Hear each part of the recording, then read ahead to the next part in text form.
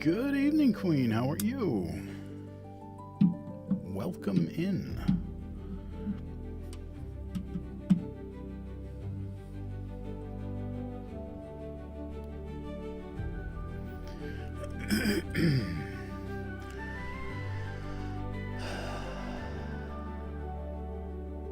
It's been a long day.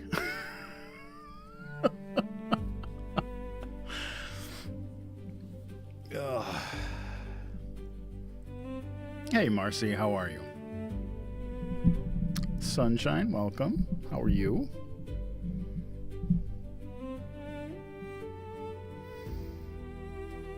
Hey, Wings. Good to see you.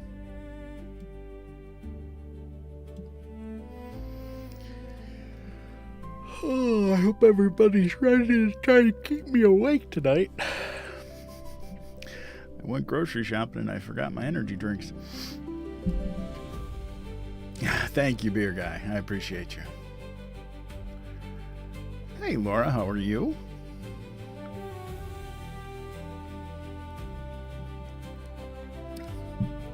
I gotta tell you guys,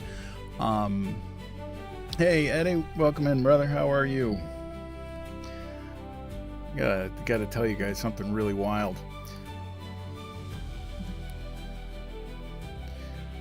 Hey, music, how are you?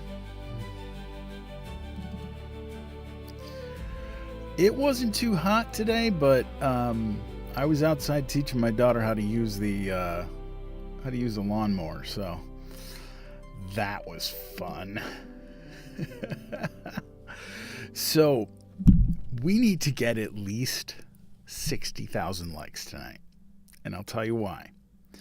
Because we are within spitting distance of 10 million likes since the beginning of the year.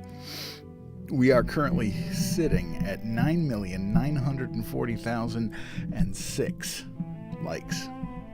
So we need to get 60,000 likes tonight. We will hit 10 million likes. I mean, I don't even know if that's like good for 6.5 months into the year, but man, I'll tell you, it feels good. It feels good. Hey, wrinkly old troll, how are you? Roadkill Redneck, welcome. I knew you guys would be on board. But yeah, we are just 60,000 likes away from 10 million. Hey, Jen, how are you? I have no doubt you guys are amazing. Something else, we are literally 27 people away from 21,000 followers. 27. Well, Ray Marie, I am very happy that you found me too. I'm always happy to have more people.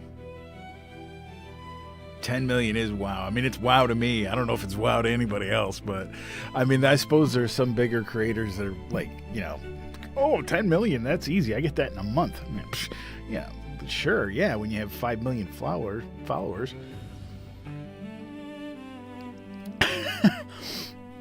Yeah, Katie, I totally get that. Like, it's like you have a kid who's 17, but he's not a kid. He's 104 years old, and he's convincing a 10-year-old to, when she's 17, to drink from the spring. Yeah. Can we say grueling, boys and girls? But it is in a lot of ways still a beautiful story. Oh, the haircut, you know what? Honestly, This is I was outside all day and my hair is just full of sweat. So I desperately need a shower after the live tonight. I was actually out teaching my daughter how to mow the lawn, because we haven't done it in a while. It sounds like a Wednesday, Friday story. Yeah, and I haven't even picked my Wednesday, Friday stories yet. So, I have some ideas, but I'm not sure. But yeah, I was actually really proud of her. She's 20, and she's been begging me to teach her how to mow the lawn because I can't physically do it anymore because of my arthritis in my knees.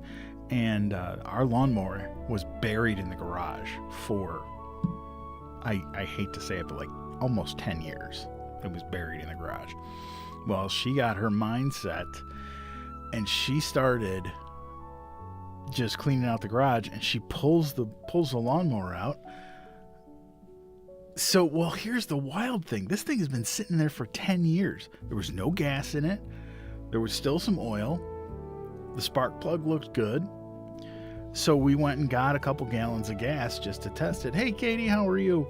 And 3 pulls.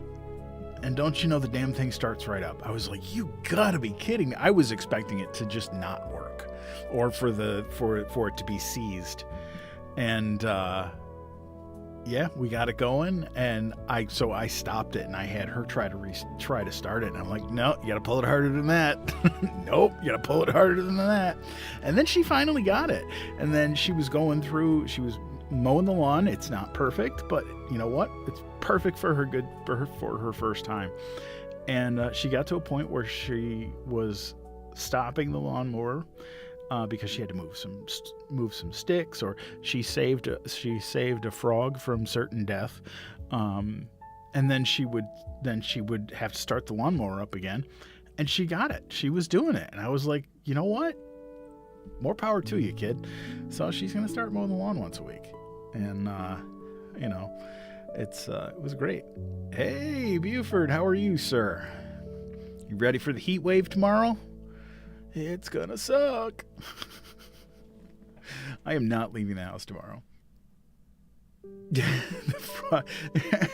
Yeah, it could be, but yeah, no, she saved a frog from certain death. She's like, Dad, I don't want to kill the frog. I'm like, well, then stop the lawnmower, catch the frog, and put it in the backyard. And she did. Oh, 99 degrees today. Holy cow. Hey, KC, how are you? Welcome in. So I was for those of you that are just joining us, I was telling everybody earlier that we are sitting on the precipice of 21,000 followers. We're 27 followers away from crossing 21,000. And even cooler is that we are 60,000 likes away from 10 million likes since the first of the year. Yeah, it's wild. 93, wow. Yeah, it's supposed to be like 95 tomorrow and like Thursday, or Wednesday, tomorrow and Wednesday. Yeah, 10 million likes since the first of the year. Because I'm a nerd and I track my analytics in a spreadsheet. But yeah, we are currently sitting at 9,940,006 likes. Yeah, right? And we are, for followers, we're sitting at 20,973 followers. So we are 27 followers away from 21,000, from officially crossing 21,000. Oh, geez. I haven't done the math, but that is a good question. That is a good question. I could, let's see, I can look real quick. But yeah, no, after every live, I dump all the stats into a spreadsheet so I can actually see, and I've got it set up so it'll tell me if it was an above average night or a below average night, and I can track how much TikTok actually pushes the live and all that stuff. So it's nice, and it's really helped me make this something that I can sit back and go, it wasn't my fault that it didn't work. It was just that TikTok didn't push it. Or I see that even on a slow night, I mean, you guys are still engaging, and it's amazing. It really is. So wait, let me look this up here. So we are, because I do not math. So it's, let's just do 10 million. And we're going to divide that by 21,000. That is an average of 476 likes per person this year. Yeah, I mean, the spreadsheet gives me honest information and keeps me from going crazy.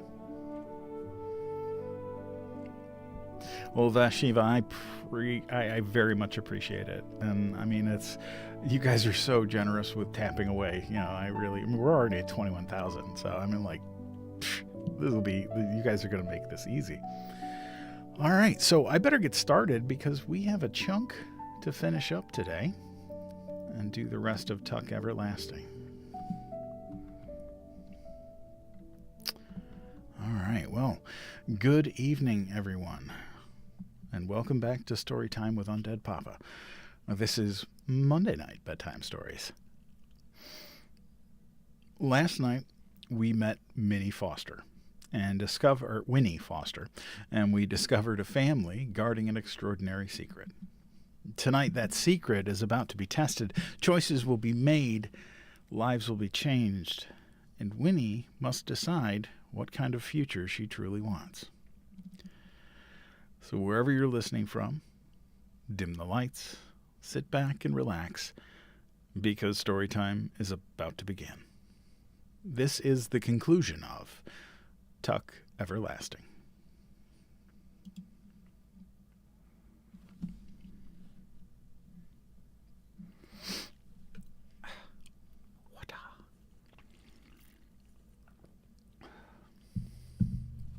All right. 14. There had been nothing for the Tucks to do but go to bed. It was too dark now to go out looking for the horse thief, and anyway, they had no idea when he had done his thieving or which way he had gone. "That beats all, don't it, Pa?" said Jessie, "coming up to a person's house and stealing their horse right out from under their nose."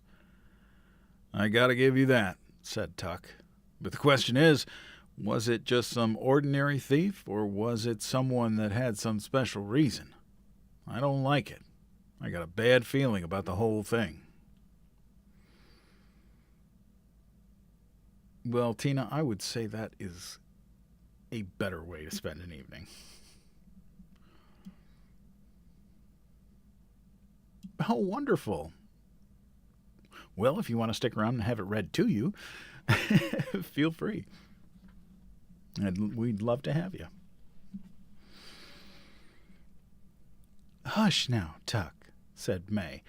She was spreading a quilt on the old sofa, making it into a bed for Winnie. "You're too much of a worrier. There's nothing we can do about it now, so there's no sense fussing. You got no reason to think there's anything peculiar about it anyway. Come on, we'll get a good night's sleep and figure it out in the morning, when we're fresh. Boys, up you go and don't get talking. You'll keep us awake. Winnie, child, you bed down too. You'll sleep first rate on the sofa there." But Winnie did not sleep at all. Not for a long, long time. The cushions of the sofa were remarkably lumpy and smelled like old newspapers. And the chair pad May had given her for a pillow was thin and hard and rough under her cheek. But far worse than this was the fact that she was still in her clothes, for she had firmly refused the offer of May's spare nightgown, with its seeming miles of faded cotton flannel. Only her own nightgown would do, and the regular bedtime routine. Without them, she was painfully lonely for home. Her joy on the road that morning had completely disappeared.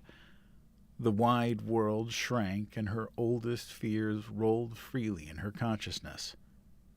It was unbelievable that she should be in this place. It was an outrage, but she was helpless to do anything about it, helpless to control it, and exhausted by the conversation in the rowboat. Was it true? Could they really never die, these Tucks? It had evidently not occurred to them. that she might not believe it. They were only concerned that she kept the secret. Well, she did not believe it. It was nonsense, wasn't it? Well, wasn't it?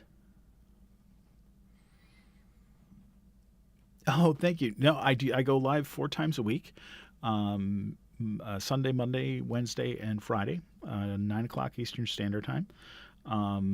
I read all kinds of stories. Sunday, Monday are generally family-friendly stories, and then Wednesday and Friday are generally more of the darker side of science fiction and horror and old pulp magazine stories.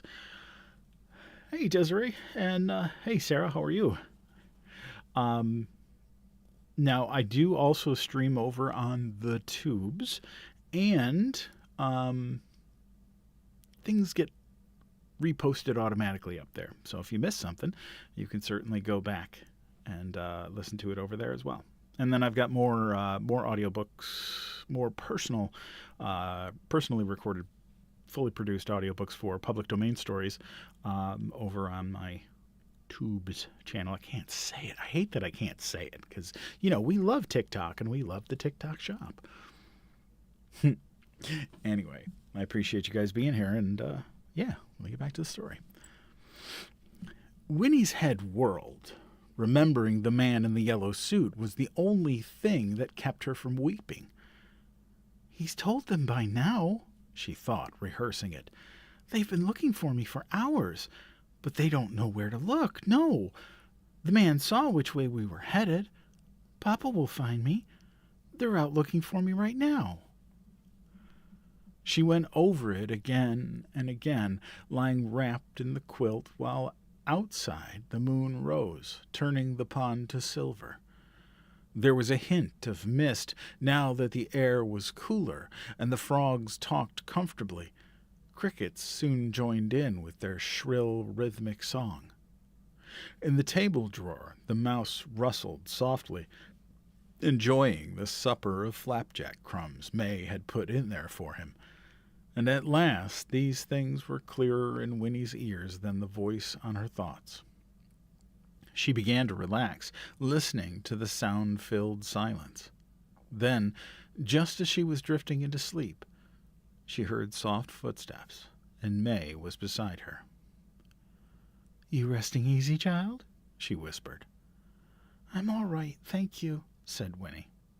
"I'm sorry about everything," said May. "I just didn't know no other way but to bring you back with us. I know it ain't very happy for you here, but, well, anyway. You have a good talk with Tuck?" I guess so," said Winnie. "That's good. Well, I'm going back to bed. Get a good sleep." "All right," said Winnie. But still May lingered.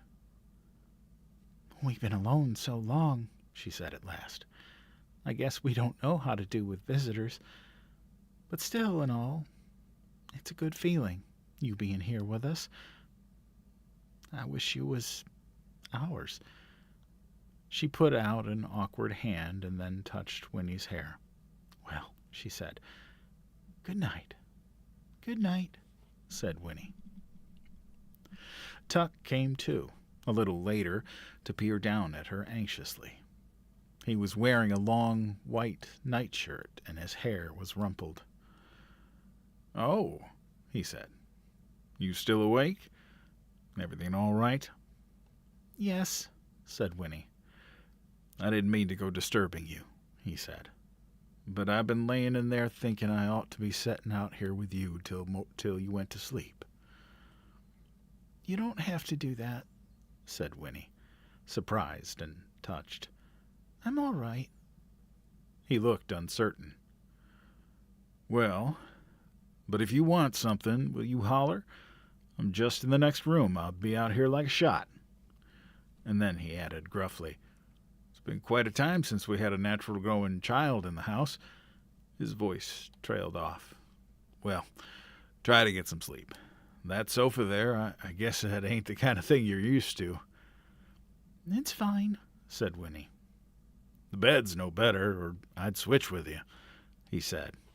He didn't seem to know how to finish the conversation. But then he bent and kissed her quickly on the cheek and was gone. Winnie lay there with her eyes wide. She felt cared for and confused. And all at once she wondered what would happen to the Tucks when her father came. What would he do to them? She would never be able to explain how they had been with her, how they made her feel. She remembered guiltily that at supper she had decided they were criminals. Well, but they were, and yet... And then a final visitor made her confusion complete. There was a creaking on the loft stairs, and Jessie was looking down at her, very beautiful and eager in the faint blue moonlight. "Hey, Winnie Foster," he whispered. "You asleep?" This time she sat up, pulling the quilt around her in a sudden embarrassment, and answered, "No, not yet." "Well, then listen." He knelt beside her, his curls tumbled and his eyes wide. "I've been thinking it over. Pa's right about you having to keep the secret. It's not hard to see why. But the thing is, you knowing about the water already and living right next to it so's you could go there any time, well, listen, how'd it be if you was to wait until you're 17, same age as me?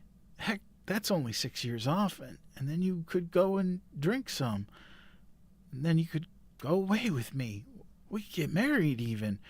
That'd be pretty good, wouldn't it? We could have a grand old time, go all around the world, see everything. Listen, Ma and Pa and Miles, they don't know how to enjoy it, what we got. Why, heck, Winnie, life's to enjoy yourself, isn't it? What else is it good for? And that's what I say. And you and me, we could have a good time that never stopped. Wouldn't that be something?" Once more, Winnie adored him, kneeling there beside her in the moonlight. He wasn't crazy. How could he be? He was just amazing. But she was struck dumb. All she could do was stare at him. "You think on it, Winnie Foster," Jessie whispered earnestly. "Think on it some and see if it don't sound good. Anyway, I'll see you in the morning, all right?"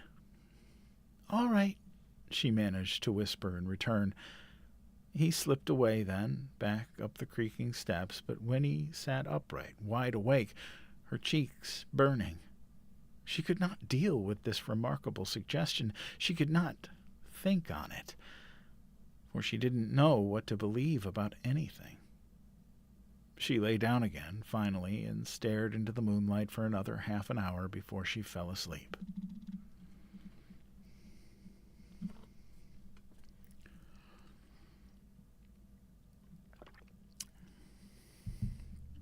"Oh, Jan, I feel better." 15.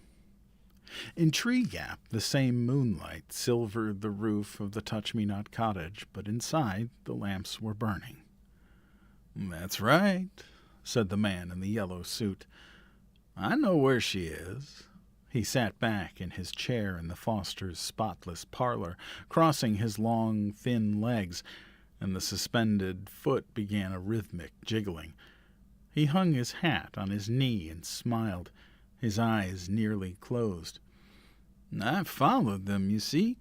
She's with them now, and as soon as I saw they'd arrived at their destination, I turned around and came directly back. I thought you'd be staying up. You've been looking for her all day, of course. Must be quite a worry." He lifted a hand, then, ignoring their exclamations, and began to smooth the thin hairs of his beard. "You know," he said thoughtfully, "I've come a long way looking for a wood exactly like the one you got next door here. It would mean a great deal to me to own it. And how pleasant to have neighbors like yourselves. Now, I understand. I wouldn't cut down many of the trees. I'm no barbarian, you can see that. No, just a few.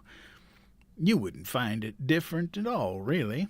He gestured with his long white fingers and smiled, his face crinkling pleasantly. "We'd be good friends, I think.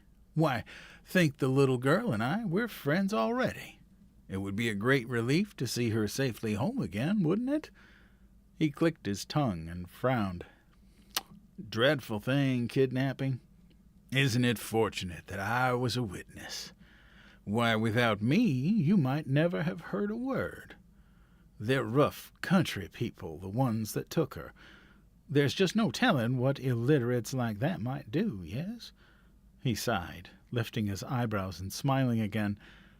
"It looks as if I'm the only person in the world who knows where to find her."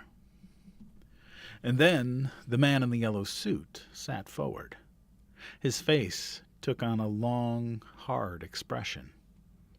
"Now, I don't have to spell things out for people like yourselves. Some types one comes across can't seem to cut their way through any problem. And that does make things difficult. But I don't have to explain the situation to you. I've got what you want, and you've got what I want. Of course, you might find that child without me, but you might not find her in time. So, I want the wood, and you want the child. It's trade. A simple, clear-cut trade." He looked around at the three shocked faces, and as if he were seeing nothing there but calm agreement, he smiled delightedly and rubbed his hands together. "Done and done," he said. "I knew right away. I said to myself, now here is a group of intelligent, reasonable people. I'm seldom wrong as I judge of character. Very seldom disappointed.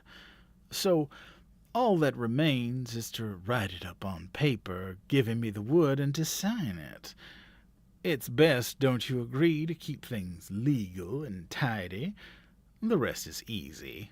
Nothing to it. You go for your local constable, and he and I ride out and bring the child back, and the criminals— No, oh no, Mr. Foster, I understand your concern, but you mustn't come along. We'll do this business my way. There now, your terrible ordeal is as good as over, isn't it? I'm so thankful I was here to help you out."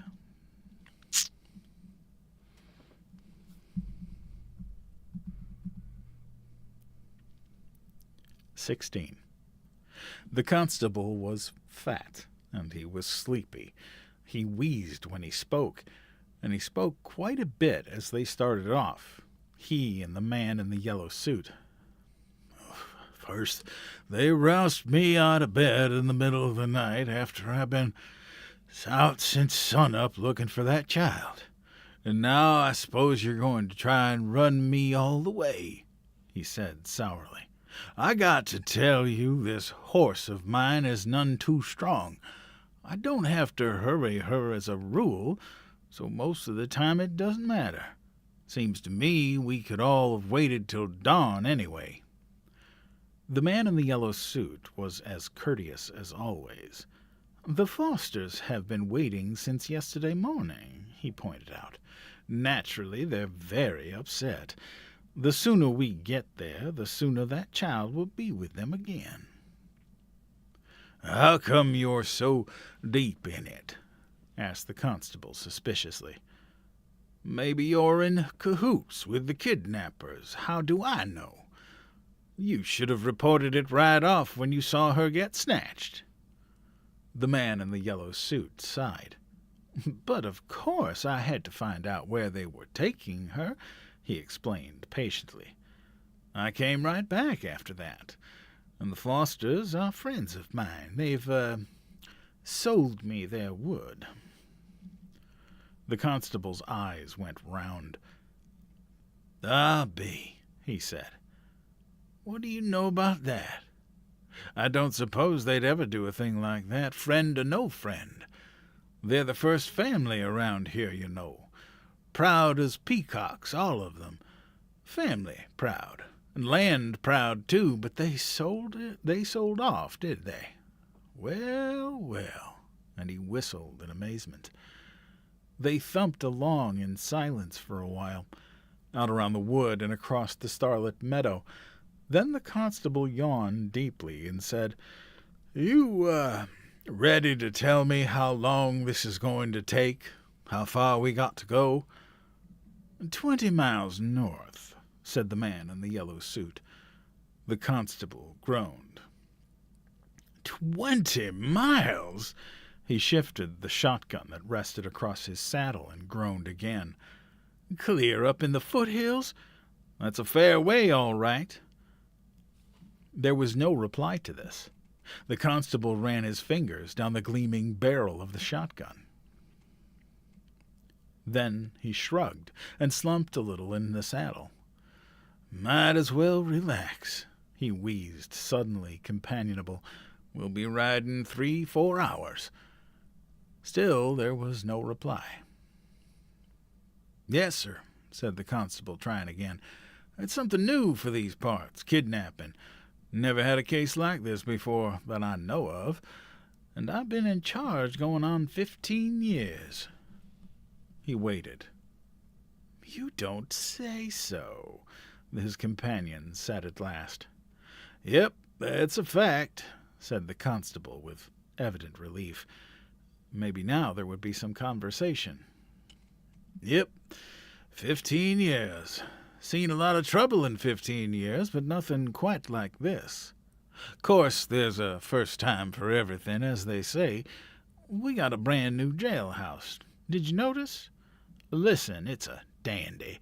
Give those folks nice, clean accommodations," he chuckled. "Course, they won't be there long. Circuit judge'll be comin' through next week. He'll send 'em over to Charleyville, most likely, to the county jail. That's what they do for your serious crimes. Course, we got a gallows of our own, if we ever need it. Keeps trouble down, I think, just having it there. Ain't ever used it yet. That's because they take care of the serious stuff over in Charleyville, like I say." The constable paused to light a cigar and went on cheerfully. "What you got planned for that piece of foster land?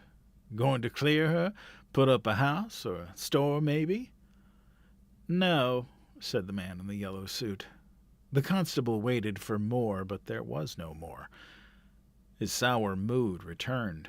He frowned and shook the ashes from his cigar. "Say," he said, "you're kind of a close-lipped feller, ain't you?" The man in the yellow suit narrowed his eyes. His mouth, above the thin gray beard, twitched with annoyance. "Look here," he said tightly, "would you mind if I rode ahead? Worried about that child. I'll tell you how to get there, and I'll go on ahead and keep watch." "Well," said the constable grudgingly, "all right, if you're in such a danged hurry. But don't do nothing till I get there. Those folks are likely dangerous. I'll try to keep up, but this horse of mine, she's none too strong.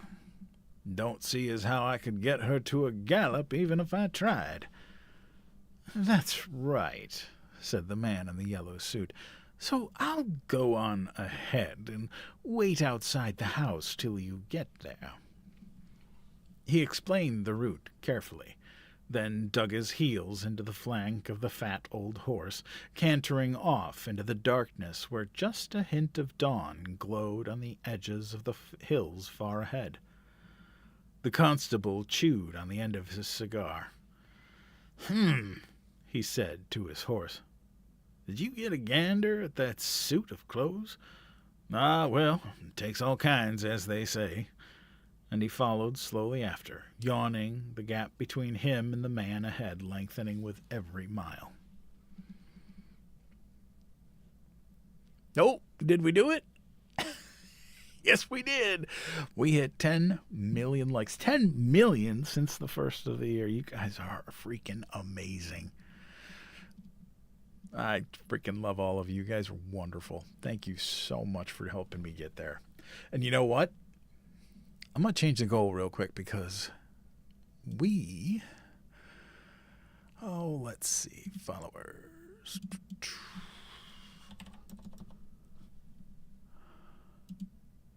Yeah. It's going to change anyway. All right. So we are 3 followers away from hitting 21,000.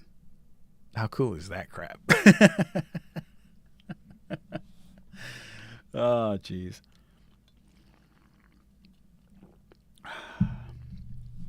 17. For the second morning in a row, Winnie Foster woke early. Outside in the ring of trees beyond around the pond, the birds were celebrating, giving the new day a brass band's worth of greeting. Winnie freed herself from the twisted quilt and went to a window. Mist lay on the surface of the water, and the light was still pale. It looked unreal, and she felt herself unreal, waking where she had, with her hair wild and her dress all crumpled. She rubbed her eyes. Through the dewy weeds below the window, a toad hopped suddenly into view, and Winnie peered at it eagerly. But no, of course it wasn't the same toad. And remembering that other toad, her toad, she thought now, almost fondly, it seemed to her that she had been away from home for weeks. Then she heard the step on the loft stairs and thought, "Jessie!" At once her cheeks flamed. But it was Miles. He came into the parlor, and when he saw that she was up, he smiled and whispered, "Good, you're awake. Come on, you can help me catch some fish for breakfast." This time, Winnie was careful not to make a noise when she climbed into the rowboat. She made her way to her seat in the stern, and Miles handed her 2 old cane poles. "Watch out for the hooks," he warned, and a jar of bait, pork fat cut into little pieces. A big brown night moth fluttered out from under the oar blades, propped beside her on the... Wow, my brain is just getting all jumbled here. Let's back up a second. A big brown night moth fluttered out from under the oar blades, propped beside her on the seat, and wobbled off toward nowhere through the fragrant air. And from the bank, something plopped into the water. A frog. Winnie caught just a glimpse of it as it scissored away from the shore. The water was so clear that she could see tiny brown fish near the bottom, flicking this way and that. Miles pushed the rowboat off and sprang in, and soon they were gliding up toward the near end of the pond where the water came in from the stream. The locks grated as the oars dipped and swung, but Miles was skillful. He rowed without a single splash. The dripping from the blades as they lifted sent rows of overlapping circles spreading silently behind them. It was very peaceful. "They'll take me home today," thought Winnie. She was somehow certain of this, and began to feel quite cheerful. She had been kidnapped, but nothing bad had happened, and now it was almost over. Now, remembering the visits of the night before, she smiled, and found that she loved them, this most peculiar family. They were her friends, after all, and hers alone. "How'd you sleep?" Miles asked her. "All right," she said. "That's good. I'm glad. Ever been fishing before?" "No," she told him. "You'll like it. It's fun." And he smiled at her. The mist was lifting now, as the sun poked up above the trees and the water sparkled. Miles guided the rowboat near a spot where lily pads lay like upturned palms on the surface. "We'll let her drift some here," he said. "There'll be trout down in these weeds and stems. Here, give me the poles and I'll bait the hooks for us." Winnie sat watching him as he worked. His face was like Jessie's, and yet not like. It was thinner, without Jessie's rounded cheeks, and paler, and his hair was almost straight, clipped neatly below the ears. His hands were different, too. The fingers thicker, the skin scrubbed-looking, but black at the knuckles under the nails. Winnie remembered that he worked sometimes as a blacksmith, and indeed his shoulders under his threadbare shirt were broad and muscled.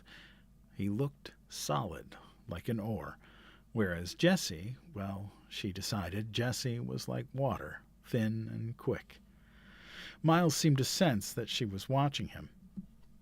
He looked up from the bait jar, and his eyes, returning her gaze, were soft. "Remember I told you I had 2 children?" he asked. "Well, one of them was a girl. I took her fishing, too." His face clouded then, and she took his hand, and she shook his head, and he shook his head. "Pfft. Her name was Anna. Lord, how sweet she was, that child. It's queer to think she'd be close to 80 now, if she's even still alive. My son, he'd be 82. Winnie looked at his young, strong face, and after a moment she said, "Why didn't you take them to the spring and give them some of the special water?" "Well, of course, we didn't realize about the spring while we was still on the farm," said Miles. "Afterwards I thought about going to find them. I wanted to, heaven knows, but, Winnie, how'd it have been if I had? My wife was nearly 40 by then. And the children, well, what was the use? They'd have been near growed themselves. They'd have had a pa close to the same age as they was. No, it'd have been all so mixed up and peculiar, it just wouldn't have worked. Then Pa, he was dead set against it anyway. The fewer people know about the spring, he says, the fewer there are to tell about it. Here's your pole. Just ease the hook down in the water. You'll know when you get a bite." Winnie clutched her pole, sitting sideways in the stern, and watched the baited hook sink slowly down. A dragonfly, a brilliant blue jewel, darted up and paused over the lily pads, then swung up and away. From the nearest bank, a bullfrog spoke. "There certainly are lots of frogs around here," Winnie observed. "That's so," said Miles. "They'll keep coming, too, long as the turtles stay away. Snappers, now, they'll eat a frog soon as look at 'em." Winnie thought about this peril to the frogs inside. "It'd be nice," she said, "if nothing ever had to die." "Well, now, I don't know," said Miles. "If you think on it, you come to see there'd be so many creatures, including people, we'd all be squeezed in right up next to each other before long." Winnie squinted at her fishing line and tried to picture a teeming world. She said. "Yeah, I guess you're right." Suddenly the cane pole jerked in her hands and bent into an arch. Its tip dragged nearly down to the water's surface. Winnie held on tight to the handle, her eyes wide. "Hey!" cried Miles. "Look there! You got a bite! Fresh trout for breakfast, Winnie!" But just as suddenly the pole whipped straight again, and the line went slack. "Ah, shucks," said Miles. "It got away." "I'm kind of glad," Winnie admitted, easing her rigid grip on the butt of the pole. "You fish, Miles. I'm not sure I want to." And so they drifted for a little longer. The sky was blue and hard now. The last of the mist dissolved, and the sun, stepping higher above the trees, was hot on Winnie's back. The first week of August was reasserting itself after a good night's sleep. It would be another searing day. A mosquito appeared and sat down on Winnie's knee. She slapped at it absently, thinking about what Miles had said. If all the mosquitoes lived forever, and if they kept having babies, it would be terrible. The Tucks were right. It was best if no one knew about the spring, including the mosquitoes. She would keep the secret. She looked at Miles, and then she asked him, "What will you do if you've got so much time?" "Someday," said Miles, "I'll find a way to do something important." Winnie nodded. That was what she wanted. "The way I see it," Miles went on, It's no good hiding yourself away like Pa and lots of other people. And it's no good just thinking of your own pleasure, either. People got to do something useful if they're going to take up space in the world. But what will you do? Winnie persisted. I don't know yet, said Miles. I ain't had no schooling or nothing, and that makes it harder. Then he set his jaw and added, I'll find a way, though. I'll locate something. Winnie nodded. She reached out and ran her fingers across a lily pad that lay on the water beside the boat. Yeah. We hit 21,000. Yay. It was warm and very dry, like a blotter, but near its center was a single drop of water, round and perfect. She touched the drop and brought her fingertip back wet, but the drop of water, though it rolled a little, remained as round and perfect as before. And then Miles caught a fish. There it flopped in the bottom of the boat, its jaw working, its gills fanning rapidly. Winnie drew up her knees and stared at it. It was beautiful, and horrible, too, with gleaming rainbow-colored scales and an eye like a marble beginning to dim even as she watched it. The hook was caught in its upper lip, and suddenly Winnie wanted to weep. Put it back, Miles, she said, her voice dry and harsh. Put it right away. Miles started to protest, and then, looking at her face, he picked up the trout and gently worked the barbed hook free. All right, Winnie, he said. He dropped the fish over the edge of the boat. It flipped its tail and disappeared under the lily pads.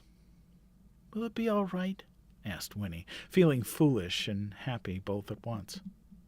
It'll be all right, Miles assured her. And then he said, People got to be meat-eaters sometimes, though. It's the natural way, and that means killing things. I know, said Winnie weakly, but still. Yeah, said Miles. I know.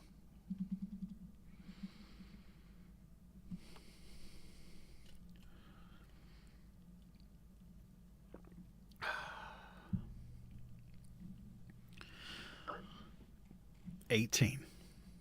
And so there were flapjacks again for breakfast, but no one seemed to mind. Didn't get a bite, eh?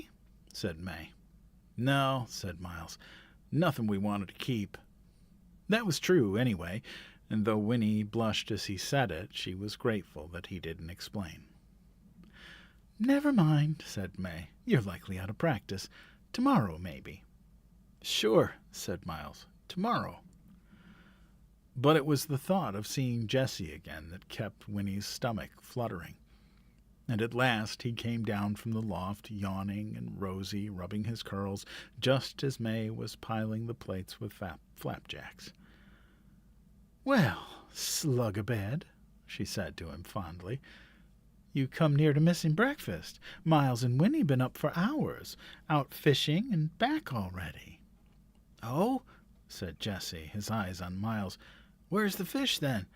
How come we got nothing but flapjacks? No luck, said May. They wasn't biting for some reason. Reason is, Miles don't know how to fish, said Jessie. He grinned at Winnie, and she lowered her eyes, her heart thumping.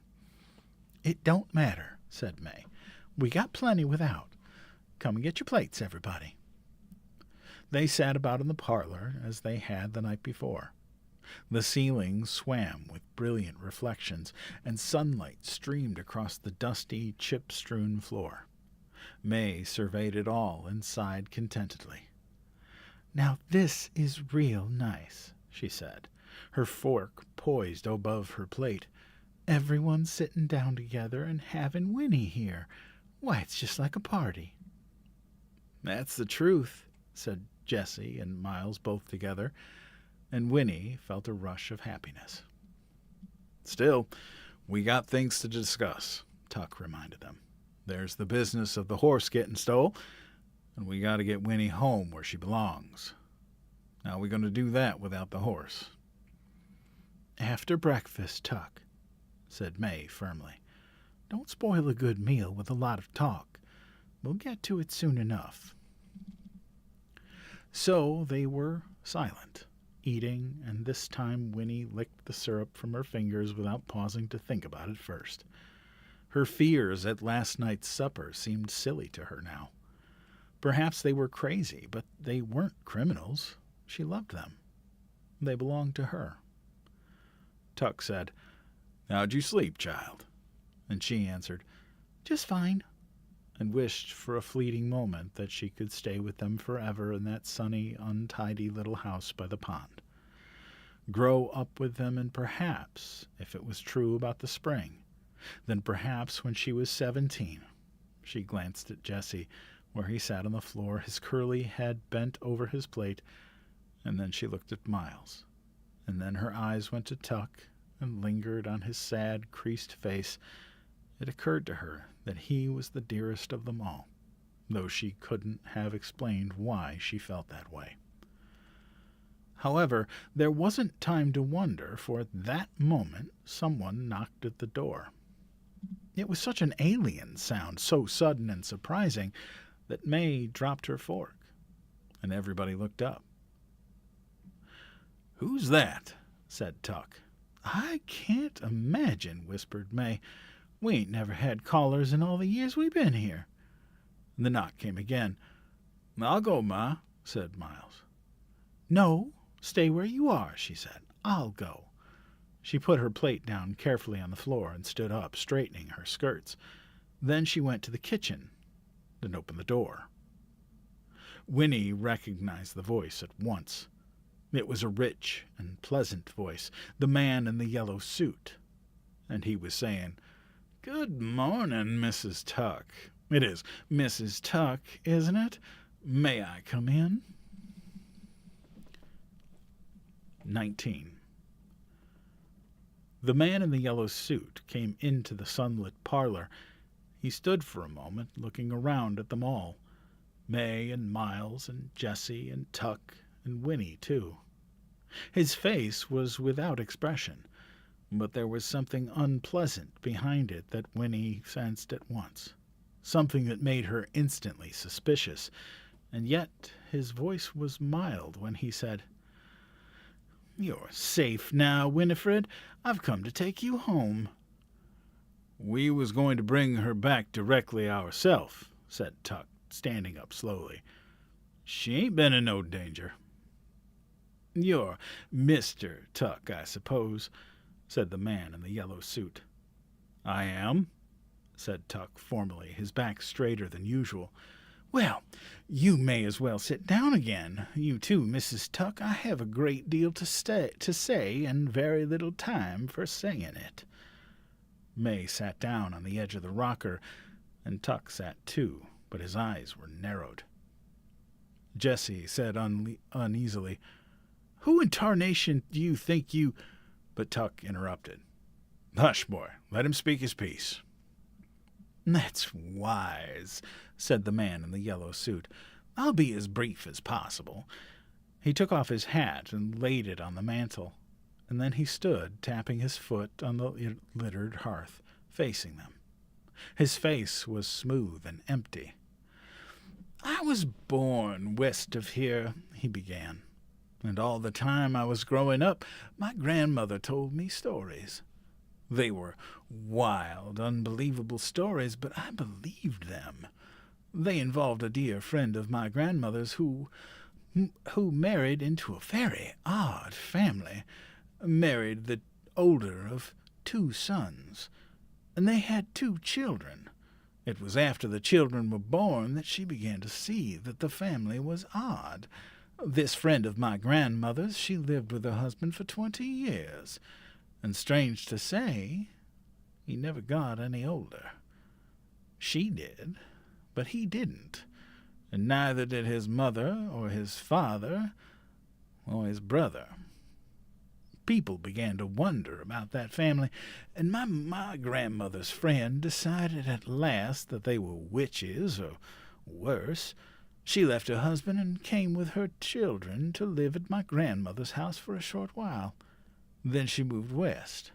I don't know what became after her became of her, but my mother still remembers playing with the children. They were all about the same age. There was a son and a daughter. "Anna," whispered Miles. May burst out. "You got no call to come and bring us pain." And Tuck added roughly, "You got something to say, you better come to the point and say it." There now," said the man in the yellow suit. He spread his long white fingers in a soothing gesture. "Hear me out. As I've told you, I was fascinated by my grandmother's stories. People who never grew old. It was fantastic. It took possession of me. I decided to devote my life to finding out if it could be true." Freaking TikTok. No, TikTok, I'm not a bot.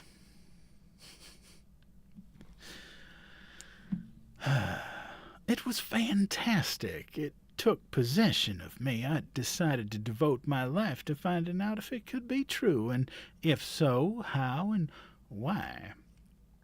I went to school. I went to a university. I studied philosophy, metaphysics, even a little medicine. None of it did me any good. Oh, there were ancient legends, but nothing more. I nearly gave up. It began to seem ridiculous and a waste of time. I went home. My grandmother was very old by then. I took her a present one day, a music box. And when I gave it to her, it reminded her of something. The woman, the mother of the family that didn't grow old, she had had a music box. May's hand went to the pocket of her skirt. Her mouth opened, and then she shut it again with a snap. "That music box played a very particular tune," the man in the yellow suit went on. "My grandmother's friend and her children, Anna, was that the daughter's name? They'd heard it so often that they knew it by heart. They'd taught it to my mother during the short time they lived in the house. We talked about it then, all those years afterward, my mother, my grandmother, and I. My mother was able to remember the melody. Finally, she taught it to me. That was nearly 20 years ago now. But I kept it in my head. It was a clue." The man in the yellow suit folded his arms and rocked a little. His voice was almost friendly. "During those 20 years," he said, "I worked at other things, but I couldn't forget the tune or the family that didn't grow older. They haunted my dreams. So a few months ago I left my home and started out to look for them, following the route they were said to have taken when they left their farm. No one I asked along the way knew anything. No one had heard of them. No one recognized their name. But 2 evenings ago, I heard that music box. I heard that very tune. It was coming from the Foster's wood. And the next morning early, I saw the family at last taking Winifred away. And I followed, and I heard their story, every word." May's face drained of color. Her mouth hung open. Tuck said hoarsely, "What are you going to do?" The man in the yellow suit smiled. "The Fosters have given me the wood," he said, "in exchange for bringing Winifred home. I was the only one who knew where she was, you see, so it was a trade. Yes, I followed you, Mrs. Tuck, and then I took your horse and went directly back." The tension in the parlor was immense.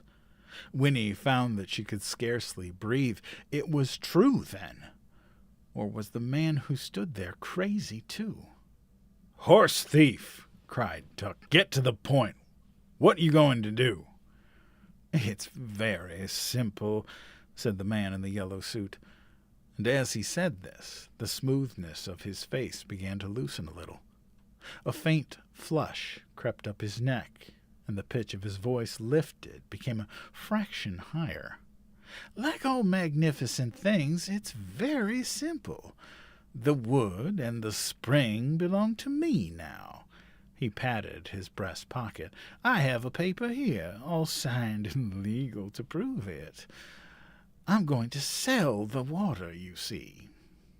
"You can't do that," roared Tuck. "You've got to be out of your mind." The man in the yellow suit frowned.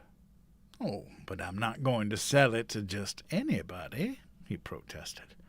"Only to certain people who deserve it, and it will be very, very expensive. But who wouldn't give a fortune to live forever?" "I wouldn't," said Tuck grimly. "Exactly," said the man in the yellow suit. His eyes glowed. "Ignorant people like you should never have the opportunity.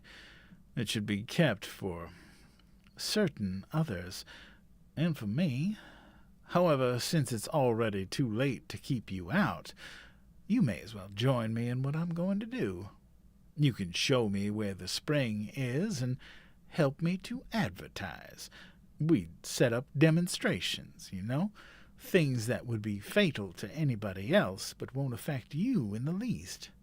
I'll pay you for your assistance, of course. It won't take long for the word to spread, and then you can go on your way. Well, what do you say?" Jessie said dully, "Freaks. You want us to be freaks in a patent medicine show." The man in the yellow suit raised his eyebrows, and a nervous petulance came into his voice.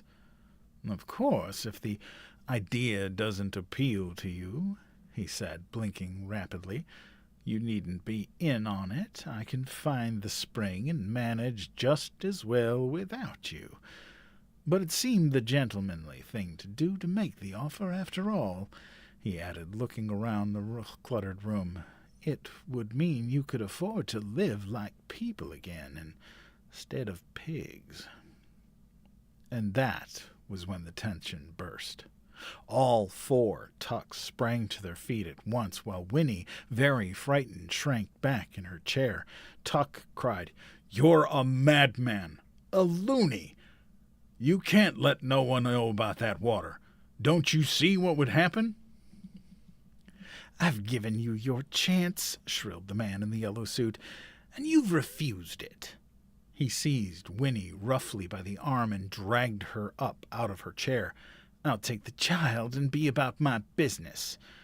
Tuck began to rave now, his face stretched with horror. "Madman!" he shouted. And Miles and Jessie began to shout, too. They crowded after as the man in the yellow suit dragged Winnie through the kitchen to the door. "No!" she was screaming, for now at last she hated him. "I won't go with you! I won't!" But he opened the door and pushed her out in front of him. His eyes were like blind fire points. His face was twisted. Then the shouting behind them stopped abruptly, and in the midst of sudden silence came May's voice, flat and cold. "You leave that child be," she said. Winnie stared. May was standing just outside the doorway. She held Tuck's long-forgotten shotgun by the barrel like a club. The man in the yellow suit smiled a ghastly smile. "I can't think why you're so upset. Did you really believe you could keep that water to yourselves? Your selfishness is really quite extraordinary. And worse than that, you're stupid. You could have done what I'm about to do long ago. Now it's too late. Once Winifred drinks some of the water, she'll do just as well for my demonstrations. Even better. Children are much more appealing anyway. So you may as well relax. There's nothing you can do to stop me." But he was wrong. May lifted the shotgun. Behind her, Miles gasped, "Ma, no!" But May's face was dark red. "Not Winnie," she said between clenched teeth. "You ain't going to do a thing like that to Winnie, and you ain't going to give out the secret." Her strong arms swung the shotgun round her head like a wheel. The man in the yellow suit jerked away, but it was too late. With a dull, cracking sound, the stock of the shotgun smashed into the back of his skull. He dropped like a tree, his face surprised, his eyes wide open. And at that very moment, riding through the pine trees just in time to see it all, came the Tree Gap Constable.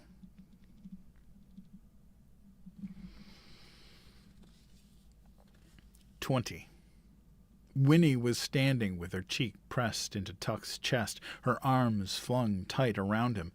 She trembled and kept her eyes squeezed shut. She could feel Tuck's breath come and go in little gasps. It was very quiet. The Tree Gap Constable knelt over the sprawled body of the man in the yellow suit and then said, "He ain't dead, leastways not yet." Winnie opened her eyes a crack. She could see the shotgun lying on the grass where May had dropped it. She could see May's hands, too, hanging limp, clenching, then hanging limp again. The sun was scorching hot, and near her a gnat whined. The constable stood up. "What did you hit him for?" he wheezed resentfully. "He was taking the child away," said May. Her voice was dull and exhausted. "He was taking the child against her will."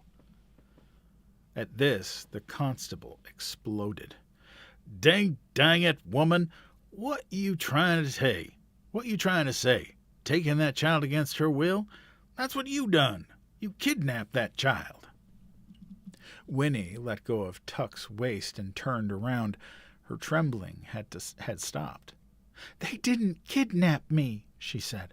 "I came because I wanted to." Behind her, Tuck drew his breath in sharply.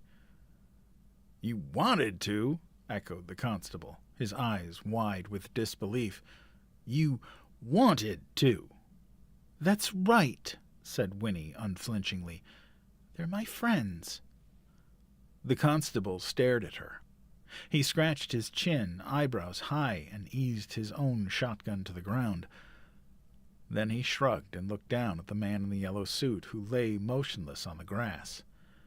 The blazing sun white on his face and hands, his eyes were closed now, but except for that, he looked more than ever like a marionette. A marionette flung carelessly into a corner, arms and legs every which way amidst tangled strings. The one glance she gave him fixed his appearance forever in Winnie's mind. She turned her eyes away quickly, looking to Tuck for relief, but Tuck was not looking back at her. Instead, he was gazing at the body on the ground, leaning forward slightly, his brows drawn down, his mouth a little open. It was as if he were entranced, and yes, envious, like a starving man looking through a window at a banquet. Winnie could not bear to see him like that. She reached out a hand and touched him, and it broke the spell. He blinked and took her hand, squeezing it. "Well, anyway," said the constable at last, turning businesslike, "I got to take charge here. Get this feller into the house before he fries. I'm telling you now, if he don't make it, you're in a pickle, you people. Now here's what we'll do. You," he said, pointing at May, "you got to come with me, you and the little girl. You got to be locked up right away, and the little girl, I got to get her home. The rest of you stay here with him. Look after him. I'll get back with the doctor as quick as I can. Should have brought a deputy, but I didn't expect nothing like this to happen. Well, it's too late now. All right, let's get moving." Miles said softly, "Ma, we'll get you out right away." "Sure, Ma," said Jessie. "Don't worry about me none," said May in the same exhausted voice. "I'll make out." "Make out?" exclaimed the constable. "You people beat all. If this feller dies, you'll get the gallows. That's what you'll get, if that's what you mean by make out." Tuck's face crumpled. "The gallows," he whispered. "Hanging. "That's it," said the constable. "That's the law. Now let's get going." Miles and Jesse lifted the man in the yellow suit and carried him carefully into the house, but Tuck stood staring, and Winnie could guess what he was thinking. The constable swung her up onto his horse and directed May to her own saddle. But Winnie kept her eyes on Tuck. His face was very pale, the creases deeper than ever, and his eyes looked blank and sunken. She heard him whisper again, "The gallows." And then Winnie said something she had never said before, but the words were words she had sometimes heard and often longed to hear. They sounded strange on her own lips and made her sit up straighter. "Mr. Tuck," she said, "don't worry. Everything's going to be all right." The constable glanced heavenward and shook his head. Then, clutching his shotgun, he climbed up behind Winnie and turned the horse toward the path. "You first," he barked at May. "Got to keep an eye on you. And as for you," he added grimly, speaking to Tuck, "you better hope that feller don't die on you. I'll be back as soon as I can." "Everything'll be all right," Tuck repeated slowly. May, slumped on the back of the fat old horse, did not respond.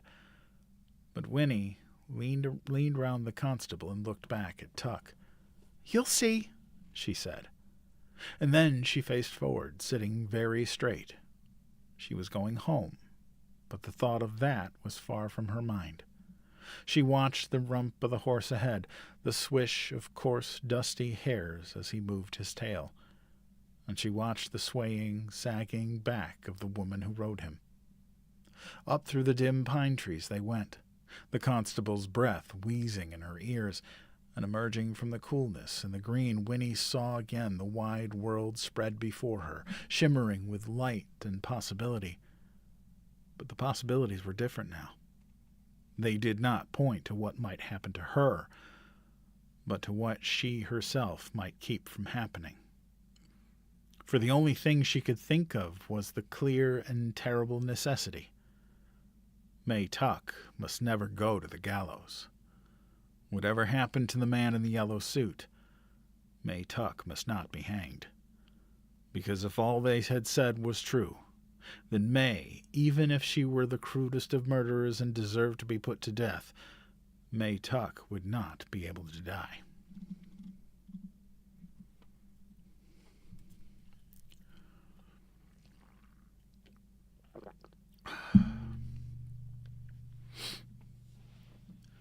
"21. Winnie pulled her little rocking chair up to her bedroom window and sat down. The rocking chair had been given to her when she was very small, but she still squeezed into it sometimes, when no one was looking, because the rocking made her almost remember something pleasant, something soothing that would never quite come up to the surface of her mind. And tonight she wanted to be soothed. The constable had brought her home. They seized her at once, flinging the gate open and swooping down on her, her mother weeping, her father speechless, hugging her to him, her grandmother babbling with excitement. There was a painful pause when the constable told them she had gone away of her own free will, but it only lasted for a moment. They would not believe, and her grandmother said, "It was elves. We heard them. They must have bewitched her." And so they had borne her into the house, and after she had taken the bath they insisted upon, they fed and petted her and refused with little laughs and murmurs to accept her answers to their questions. She had gone away with the Tucks because, well, she wanted to. The Tucks had been very kind to her, had given her flapjacks, taken her fishing. The Tucks were good and gentle people. All this would have been swept away in any case, however, this good impression of her friends which she was trying to create, when she told them what happened to the man in the yellow suit. Well, perhaps he wouldn't want it now. May had hit him with the shotgun, and he was very sick. They received this news with mingled hope and horror, and her father said, "I suppose the wood will be ours again if that man should... That is, if he doesn't." "You mean if he dies?" Winnie had said flatly, and they had sat back, shocked. Soon after they put her to bed with many kisses, but they peered at her anxiously over their shoulders as they tiptoed out of her bedroom, as they sensed that she was different now from what she had been before, as if some part of her had slipped away.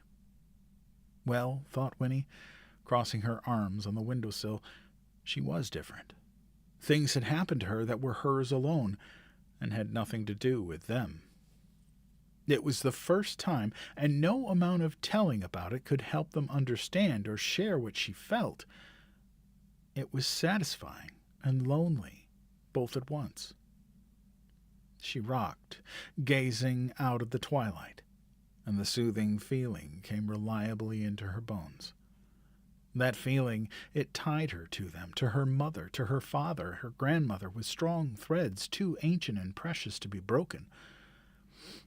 But there were new threads now, tugging and insistent, which tied her just as firmly to the tucks.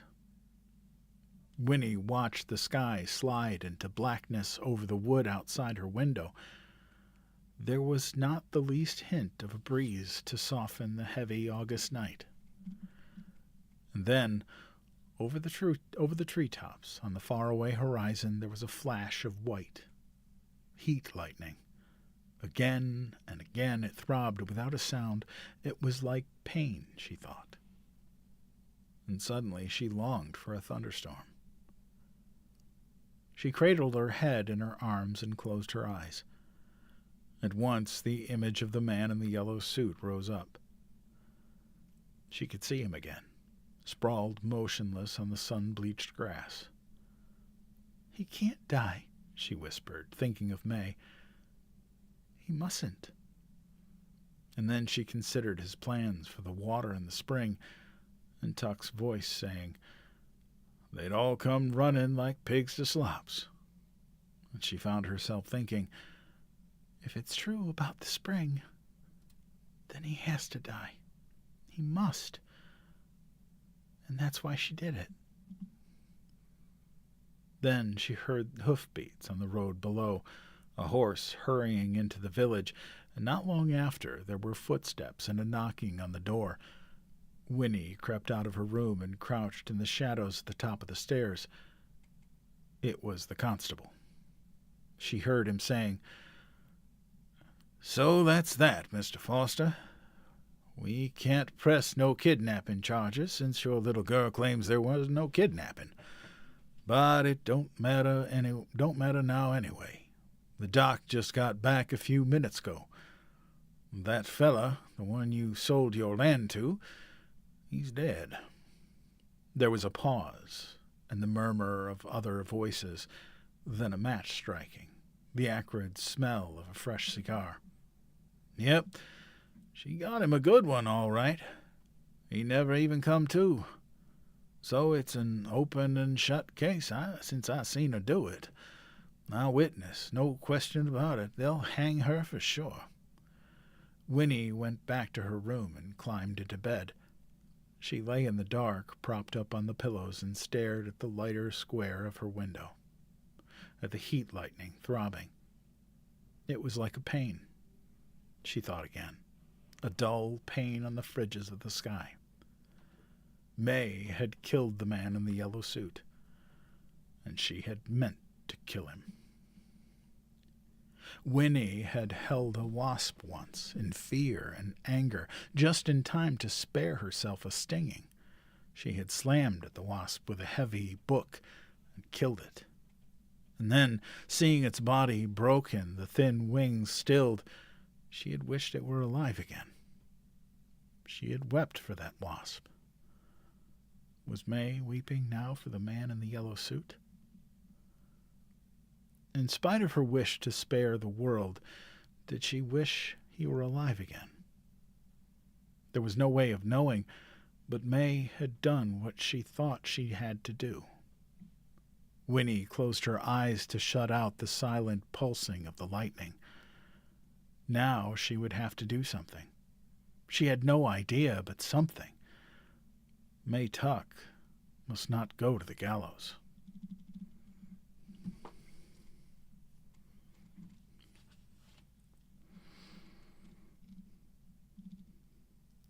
(22) Next morning, Winnie went out to the fence directly after breakfast.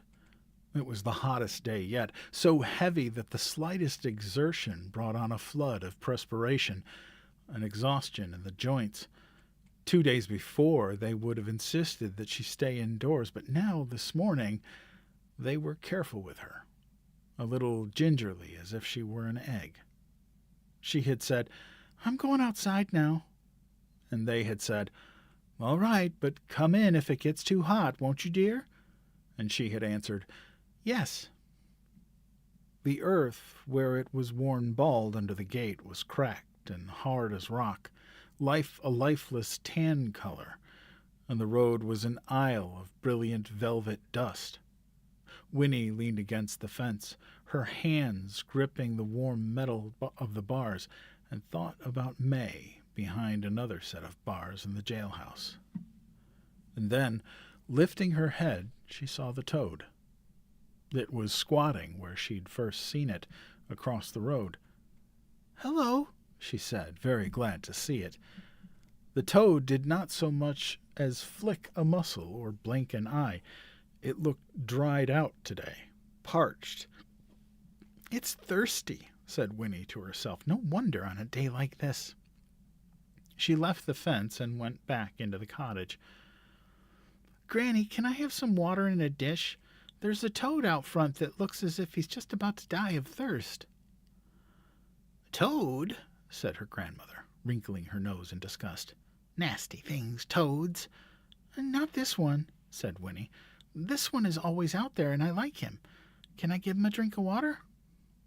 "Toads don't drink water, Winifred. It wouldn't do him any good." "They don't drink water at all." "No, they take it in through their skins like a sponge when it rains." "But it hasn't rained forever," said Winnie, alarmed. "I could sprinkle some water on him, couldn't I? That would help, wouldn't it?" "Well, I suppose so," said her grandmother. "Where is he, in the yard?"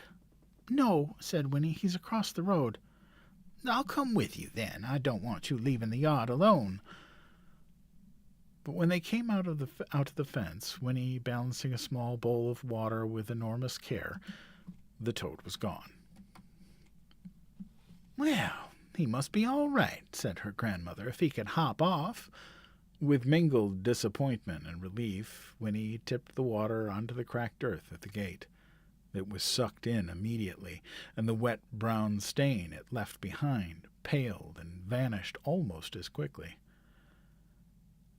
"I never seen such heat in all my life," said Winnie's grandmother, dabbing uselessly at her neck with a handkerchief. "Don't stay out here much longer." "I won't," said Winnie, and was left alone once more. She sat down on the grass and sighed. May! What could she do to set May free? She closed her eyes against the glaring light and watched a little dizzily as brilliant patterns of red and orange danced inside her eyelids. And then, miraculously, Jessie was there, crouching just on the other side of the fence. "Winnie," he hissed, "you sleepin'?" "Oh, Jessie!" Her eyes flew open, and she reached through the fence to grasp his hand. "I'm so glad to see you. What can we do? We have to get her out." "Miles has got a plan, but I don't see how it can work," said Jessie, speaking quickly, his voice almost a whisper. "He knows a lot about carpentering. He says he can take Ma's window frame right straight out of the wall, bars and all, and she can climb through. We're going to try it tonight when it gets dark. Only trouble is that Constable keeps watching her every minute. He's so darn proud of having a prisoner in that new jail of his. We've been down to see her. She's all right, But even if she can climb through the window, he'll come after her as soon as he sees she's gone. Seems to me he'll notice right off. That don't give us much time to get away. But we gotta try it. There ain't no other way. Anyhow, I come to say goodbye. We won't be able to come back here much for a long, long time, Winnie, if we get away. I mean, they'll be looking for Ma. Winnie, listen, I won't see you again. Not for ages. Look now, here's a bottle of water from the spring. You keep it.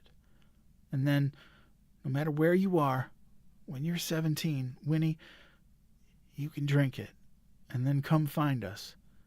We'll leave directions somehow. Winnie, please say you will.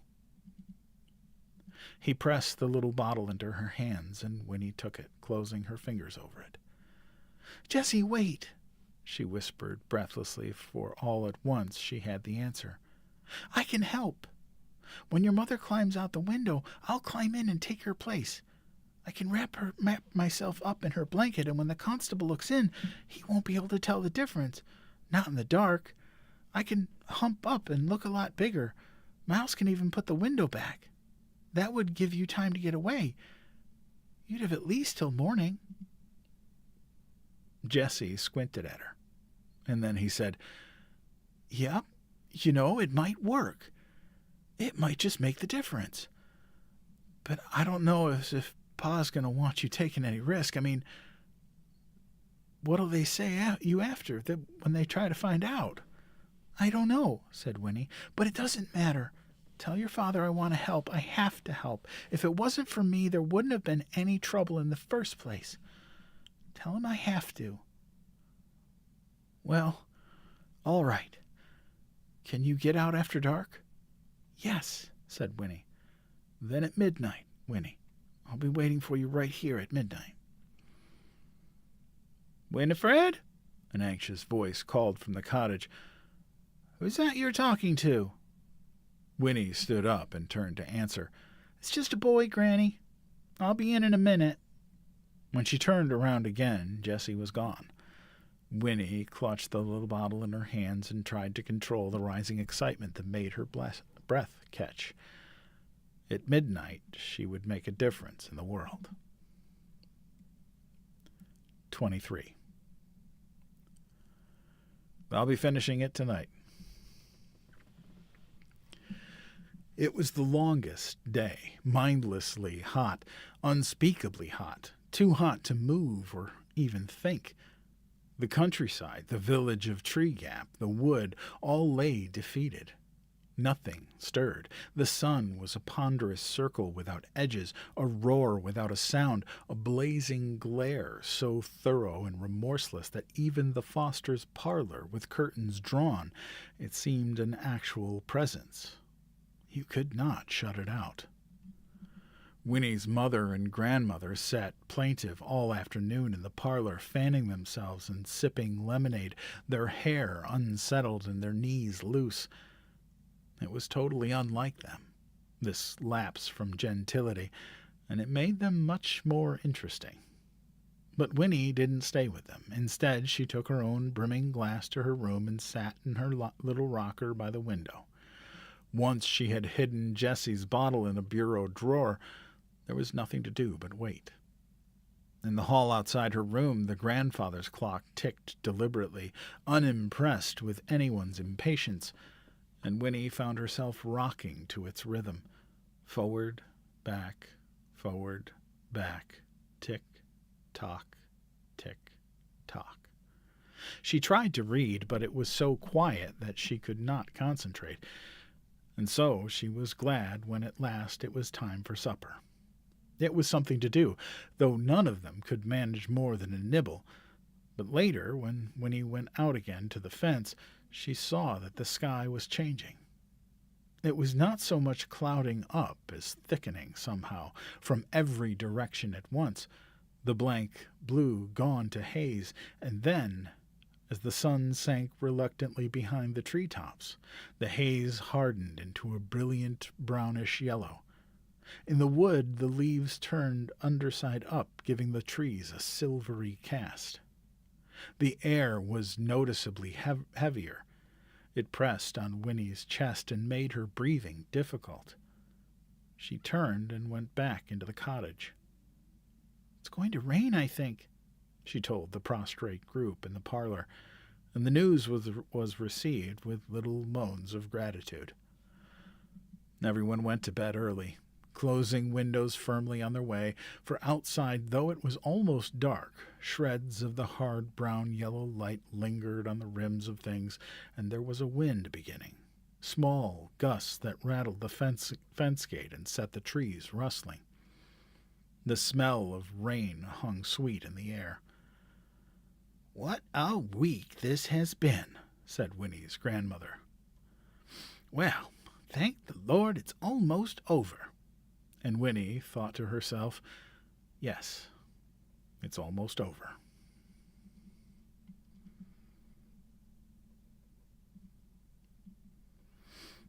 There were 3 hours to wait before midnight, and nothing whatever to do. Winnie wandered restlessly about her room, sat in her rocker, lay on her bed, counted the ticks of the hall clock. Beneath her excitement, she was thick with guilt. For the second time in 3 short days, though they seemed many more than that, she was about to do something which she knew would be forbidden. She didn't have to ask. Winnie had her own strong sense of rightness. She knew that she could always say afterward, "Well, you never told me not to." But how silly that would be. Of course, it would never occur to them to include such a thing on their list of don'ts. She could hear them saying it and almost smiled. "Now remember, Winifred, don't bite your fingernails, don't interrupt someone when someone else is speaking, and don't go down to the jailhouse at midnight to change places with prisoners."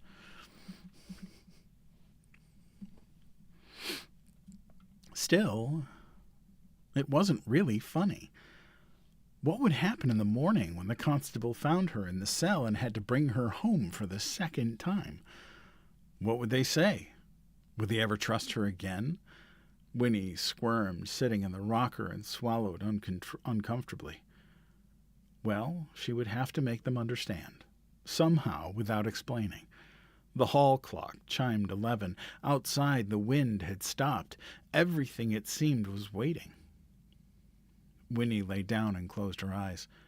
Thinking of Tuck and May, of Miles and Jessie, her heart softened. They needed her to take care of them, for in that funny sort of way that had struck her at the first, they were helpless, or too trusting. Well, something like that. Anyway, they needed her. She would not disappoint them. May would go free. No one would have to find out. Winnie would not have to find out that May could not. But Winnie blocked the picture from her mind, the horror that would prove the secret. Instead, she turned her thoughts to Jessie. When she was 17, would she? If it was true, would she? And if she did, would she be sorry afterwards? Tuck had said, "It's something you don't find out how you feel until afterwards." But no, it wasn't true. She knew that now, here in her own bedroom. They were probably crazy after all, but she loved them anyway. They needed her. And thinking this, Winnie fell asleep. She woke with a jerk some time later and sat up, alarmed. The clock was ticking steadily. The darkness was complete. Outside, the night seemed poised on tiptoe, waiting, holding its breath for the storm.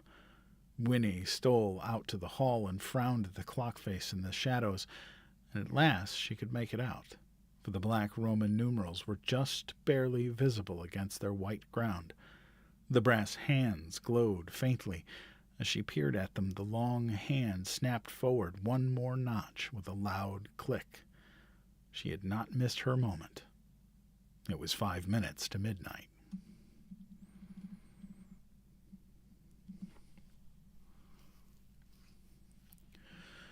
"24. Leaving the house was so easy that Winnie felt faintly shocked. She had half expected the instant she put a foot on the stairs they would leap from their beds and surround her with accusations. But no one stirred, and she was struck by the realization that if she chose, she could slip out night after night without their knowing. The thought made her feel more guilty than ever that she should once more take advantage of their trust. But tonight, this one last time, she had to. There was no other way. She opened the door and slipped out into the heavy August night. Leaving the cottage was like leaving something real and moving into a dream. Her body felt weightless, and she seemed to float down the path to the gate. Jesse was there, waiting. Neither of them spoke. He took her hand and they ran together lightly down the road, past other sleeping cottages, into the dim and empty center of the village.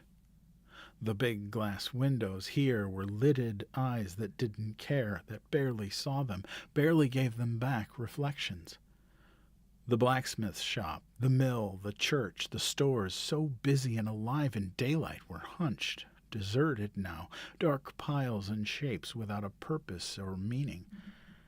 And then, ahead, Winnie saw the jailhouse, its new wood still unpainted, lamplight spilling through a window at the front.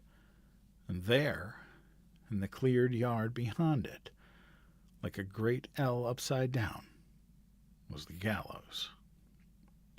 The sky flashed white, but this time it wasn't heat lightning. For a few moments later, a low mumble, still far away, announced at last the coming storm. A fresh breeze lifted Winnie's hair, and from somewhere in the village behind them a dog barked. Two shadows detached themselves from the gloom as Winnie and Jessie came up. Tuck pulled her to him and hugged her hard, and Miles squeezed her hand. No one said a word. Then the four of them crept to the back of the building. Here, too high for Winnie to see into, was a barred window through which, from the room in front, light glowed faintly. Winnie peered up at the blackness of the bars with the dim gold light of the light between. Into her head came lines from an old poem. Stone walls do not a prison make, nor iron bars a cage. Over and over the lines repeated themselves in her head till they were altogether meaningless. Another roll of thunder sounded. The storm was moving nearer. Then Miles was standing on a box. He was pouring oil around the frame of the window. A swirl of wind brought the thick, rich smell of it down to Winnie's nostrils. Tuck handed up a tool, and Miles began to pry at the nails securing the window frame. Miles knew carpentering. Miles could do the job. Winnie shivered and held tight to Jessie's hand. One nail was free. Another. Tuck reached up to receive them as they came out one by one. A fourth nail screeched as it pried up, and Miles poured on more oil. From the front of the jailhouse, the constable yawned noisily and began to whistle. The whistling came nearer. Miles dropped down. They heard the constable's footsteps coming up to May's cell. The barred door clanked. The footsteps receded. Whistling grew fainter. An inner door shut, and the lamp glow disappeared.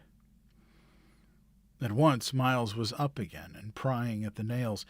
An eighth was out, a ninth, a 10th. Winnie counted carefully while behind her counting, her mind sang, "Stone walls do not a prison make." Miles handed down the prying tool. He grasped the bars of the window firmly, ready to pull, and stood poised. What is he waiting for? Thought Winnie. Why doesn't he? And then a flash of lightning, and soon after a crack of thunder. In the midst of the noise, Miles gave a mighty heave. But the window didn't budge. The thunder ebbed. Winnie's heart sank. What if it was all impossible? What if the window would never come out? What if... She looked over her shoulder at the dark shape of the gallows and shuddered. Again, a flash of lightning, this time a crashing burst of noise from the swirling sky. Miles yanked. The window frame sprang free, and still, grasping it by the bars, he tumbled backward off the box. The job was done. 2 arms appeared in the hole left by the missing frame. May! Her head appeared. It was too dark to see her face. The window, what if it was too small for her to squeeze through? What if... But now her shoulders were out. She groaned softly. Another flash of lightning lit her face for an instant, and Winnie saw an expression there of deep concentration, tip of tongue protruding, brows furrowed. Now Tuck was on the box, helping her, giving her his own shoulders to pull on.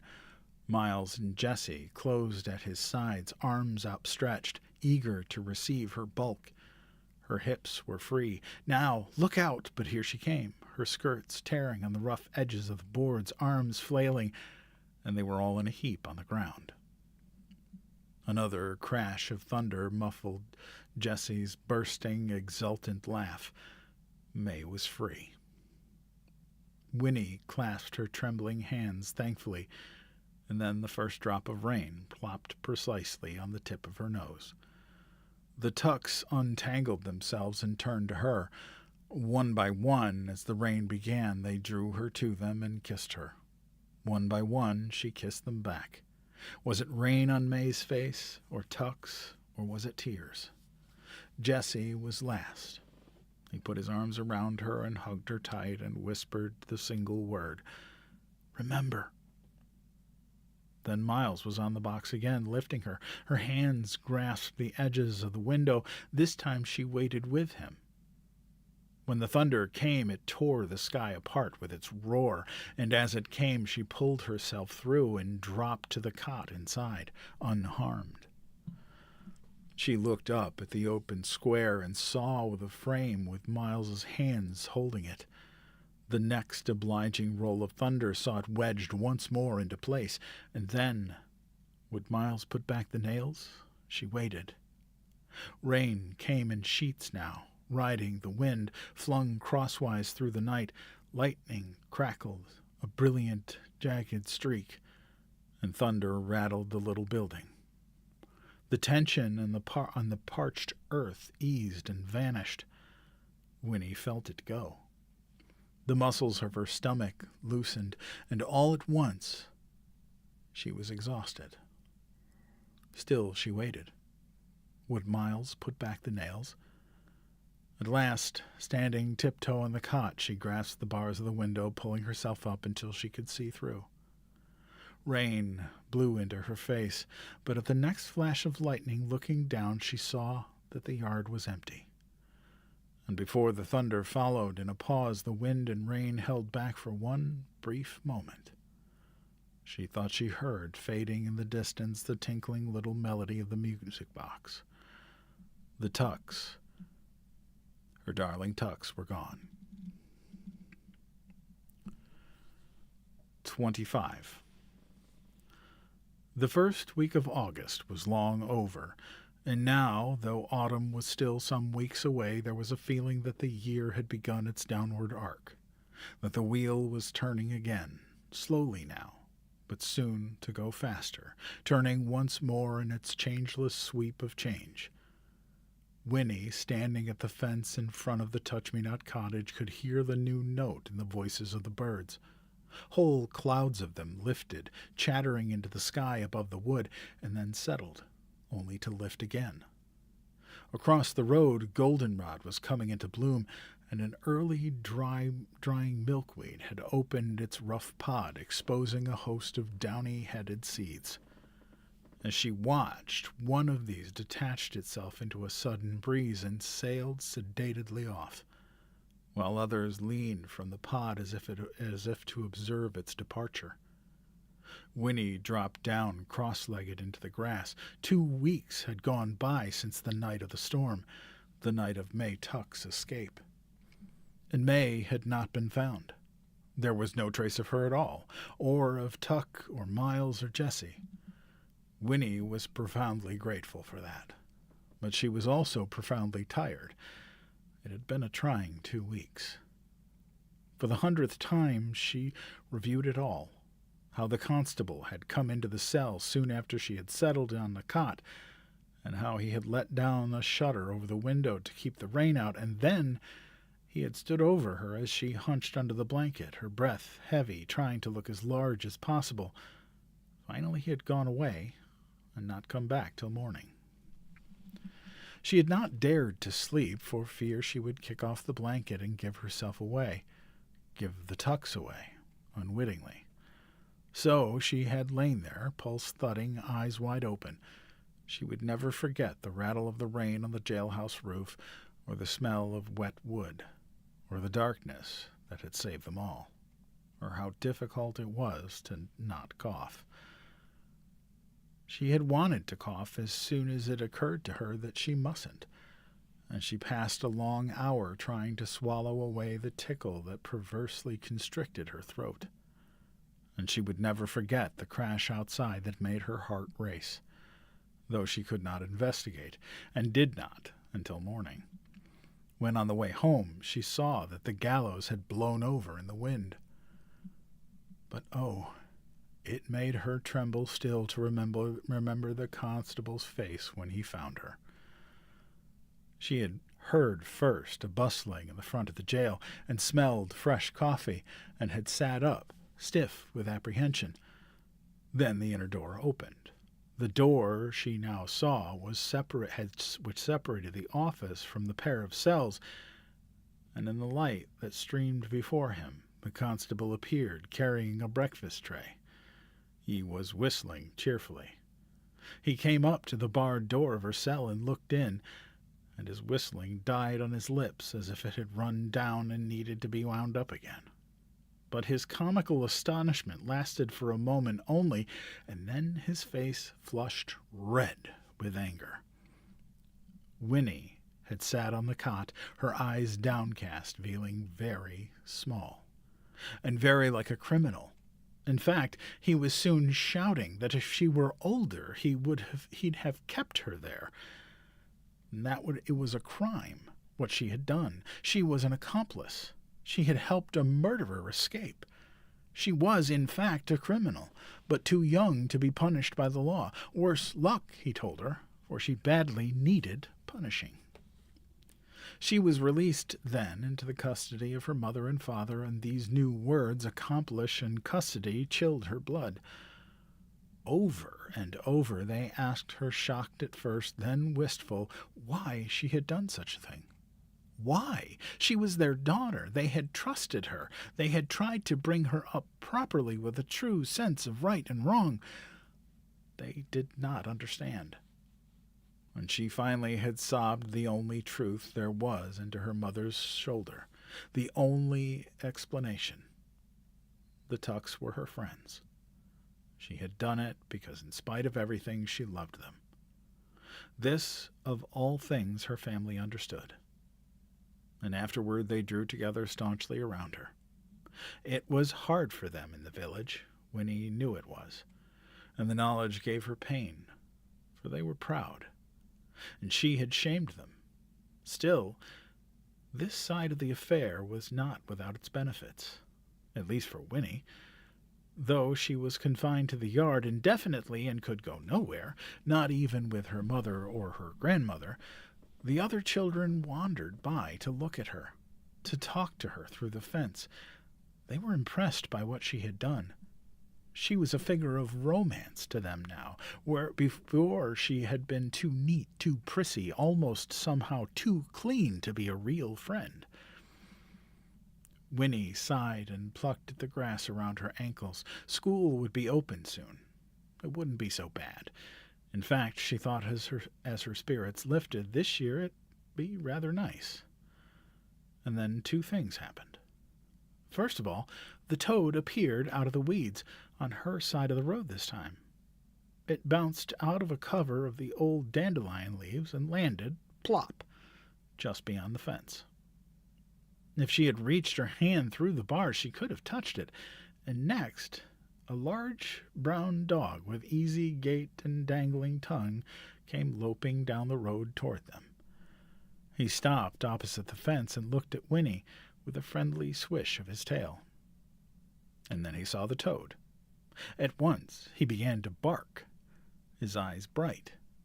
He pranced up, his hindquarters leaping independently from side to side, nose close to the toad, his voice shrill with enthusiasm. "Don't!"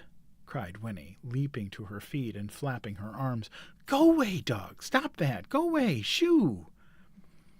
The dog paused. He looked up at Winnie's frantic dancing, and then he looked at the toad, who had pressed down close to the dirt, eyes tight shut. It was too much for him. He began to bark again and reached out a long paw. "Oh!" cried Winnie. "Oh, don't do that! Leave my toad alone!" And before she had time to realize what she was doing, she bent, reached through the bars, and snatched the toad up and away from harm, dropping it on the grass inside the fence. A feeling of revulsion swept through her.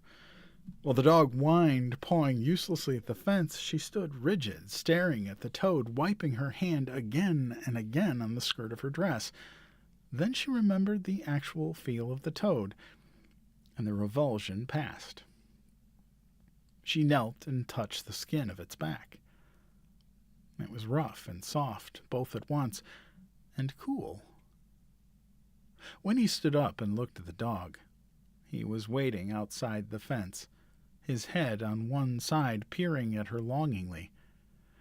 "It's my toad," Winnie told him, "so you'd better leave it alone." And then, on an impulse, she turned and ran into the cottage, up to her room, in the bureau drawer where she had hidden Jessie's bottle of water in the spring. In a moment she was back again. The toad still squatted where she had dropped it. The dog still waited at the fence. Winnie pulled out the cork from the mouth of the bottle and, kneeling, poured the precious water very slowly and carefully over the toad. The dog watched this operation, and then, yawning, he was suddenly bored. He turned and loped away back down the road to the village. Winnie picked up the toad and held it for a long time without the least disgust in the palm of her hand. She sat calmly, blinking, and the water glistened on its back. The little bottle was empty now. It lay on the grass at Winnie's feet. But if it was true, there was more water in the wood. There was plenty more. Just in case, when she was 17, if she should decide, there was more water in the wood. Winnie smiled. Then she stooped and put her hand through the fence and set the toad free. "There," she said. "You're safe. Forever."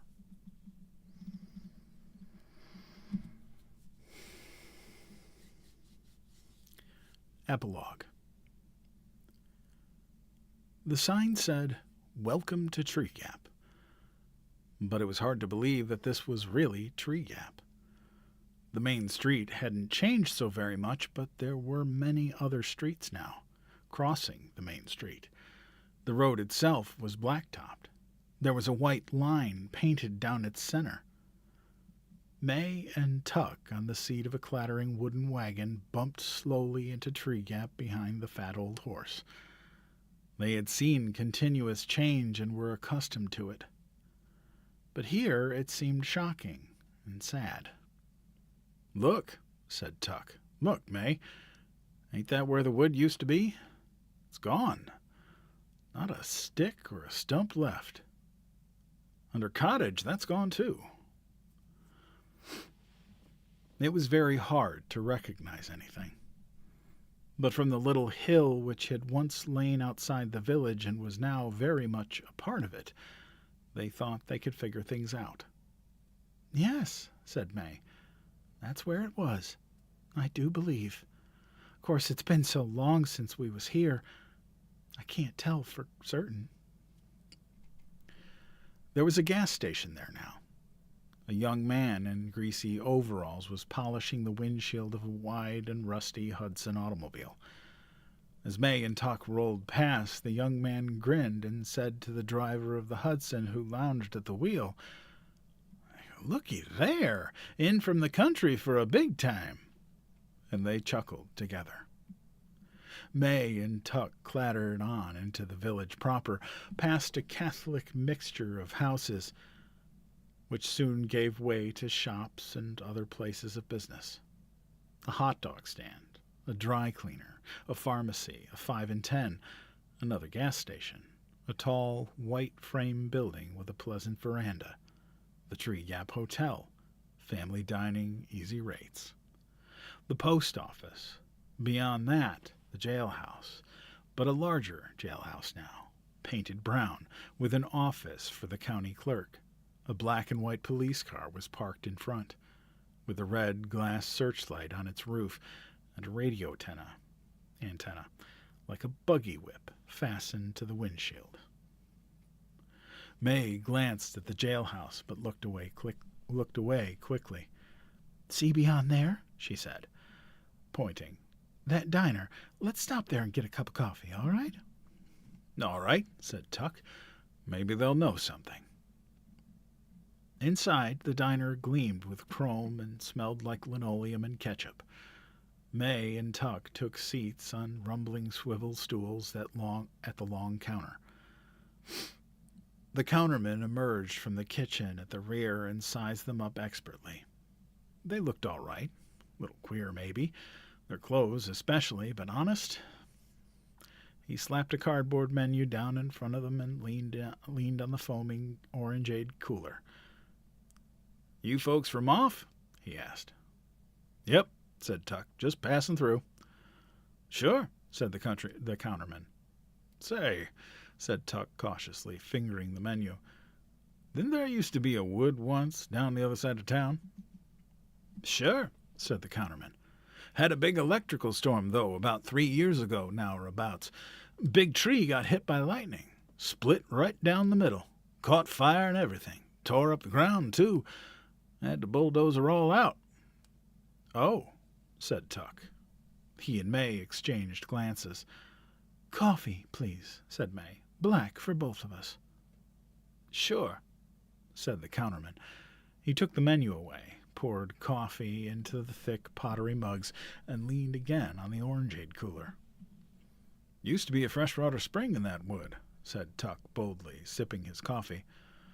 "Don't know nothing about that," said the counterman. "Had to bulldozer all out, like I say." "Oh," said Tuck. Afterward, while May was shopping for supplies, Tuck went back through the town on foot, back the way they had come, out to the little hill. There were houses there now, and a feed and grain store. But on the far side of the hill, inside a rambling iron fence, was the cemetery. Tuck's heart quickened. He had noticed the cemetery on the way in. May had seen it too. They had not spoken about it. Both knew it might hold other answers. Tuck straightened his old jacket. He passed through an archway of wrought iron curlicues and paused, squinting at the weedy rows of gravestones. And then, far over to the right, he saw a tall monument, once no doubt imposing, but now tipped slightly sideways. On it was carved one name: Foster. Slowly, Tuck turned his footsteps toward the monument, and saw as he approached that there were other, smaller markers all around it. A family plot. And then his throat closed. For it was there. He had wanted it to be there. But now that he saw it, he was overcome with sadness. He knelt and read the inscription. In loving memory, Winifred Foster Jackson. Dear wife, dear mother. 1870 to 1948. So, said Tuck to himself. 2 years. She'd been gone 2 years. He stood up and looked around, embarrassed, trying to clear the lump from his throat. But there was no one there to see him. The cemetery was very quiet. In the branches of a willow behind him, a red-winged blackbird chirped.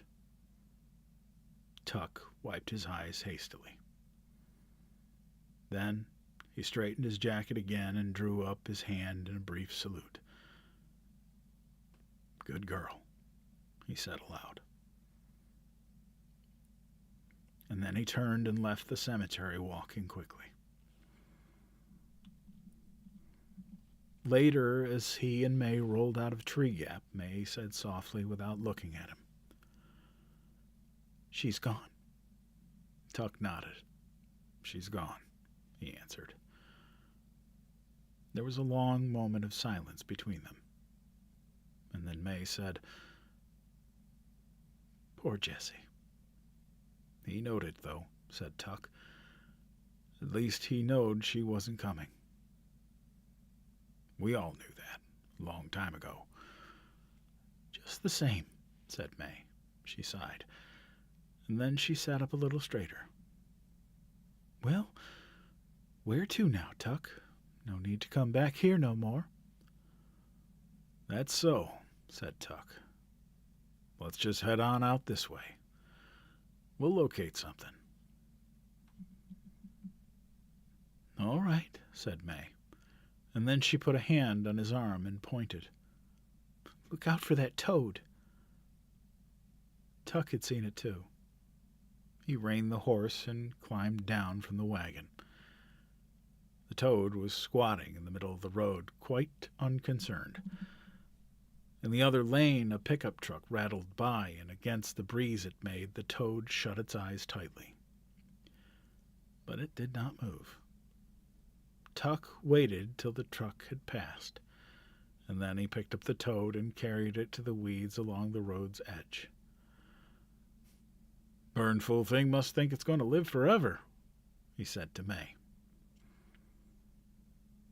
And soon they were rolling on again, leaving Tree Gap behind, and as they went, the tinkling little melody of a music box drifted out behind them and was lost at last, far down the road.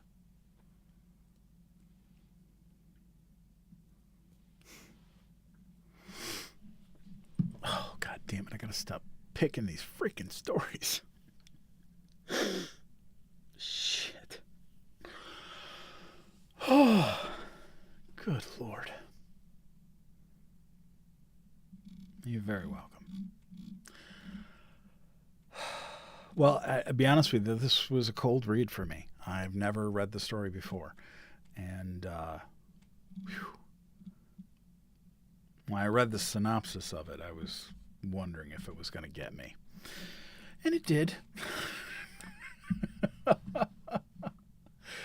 It certainly did.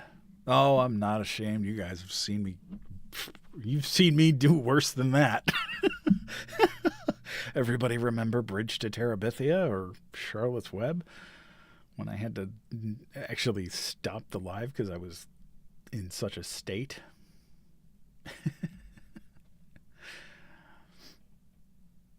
Cat M, yeah, I was kind of thinking the same thing, and I'm just like in the back of my head, I'm waiting for the frog to get up and dance. Hello, my honey. Hello, my baby. Hello, my ragtime girl. All that, fun stuff. But we don't do that again. I know. Yeah, Eddie, it got me too. Oh, no. Oh, Katie, what's her name?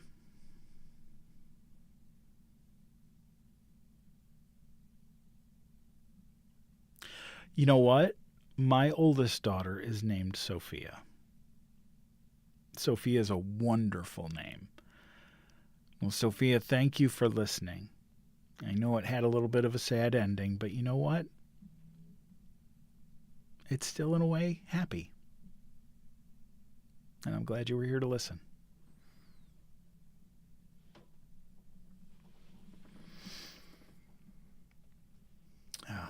Thanks, VG. It's a beautiful book. It really is. Asks a lot of... I think one of the things that I love about books like this is it asks heavy questions. Books like this don't talk down to kids. It asks heavy questions, and it lets them consider it. Oh, Where the Red Fern Grows. That is one that I don't know that I could ever read live. As much as I love that book absolutely destroyed me the first time I read it when I was a kid. Absolutely destroyed me. But yeah, so. Oh, that's wonderful. Yeah, it's it's one of those things that like books like Bridge to Terabithia, Charlotte's Web, Mrs. Frisbee and the Rats of Nim. They don't talk down to kids, and they don't shy away from the reality of life, and I think that's kind of beautiful. Yeah, we read that one a couple of months ago, and Mrs. Frisbee and the Rats of Nim is one of my absolute favorite books. Of course, I think I say that whenever I read one of those, but Charlotte's Web is one of my absolute favorites.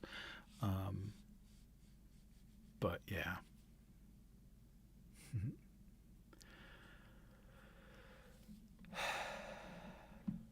Well,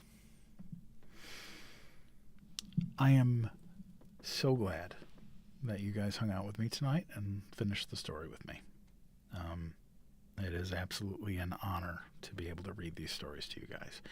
And when someone like Sophia is with us, that makes it even better. So I hope you'll come back, Sophia. We're here every Sunday and Monday. I'm going to tell my daughter. I'm going to tell my Sophia that another Sophia was in the... That's awesome. That's awesome. Well, we are going to be doing I know that she's 11, but we are going to be doing a night of picture books. So if she has a favorite, I am taking requests from kids. So if she wants to come and listen and watch some picture books, she's more than welcome to, and she's more than welcome to request something. I have another little girl named Marley who requested that I read Llama Llama Red Pajama, which I love.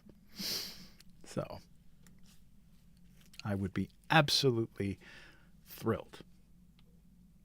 Miss Maple's Little Seeds. I have never heard of that one. Rainbow Fish. I love Rainbow Fish. I think I still have my copy of it. Miss Maple's Little Seeds. I got to write that down. I'm going to put that on my list.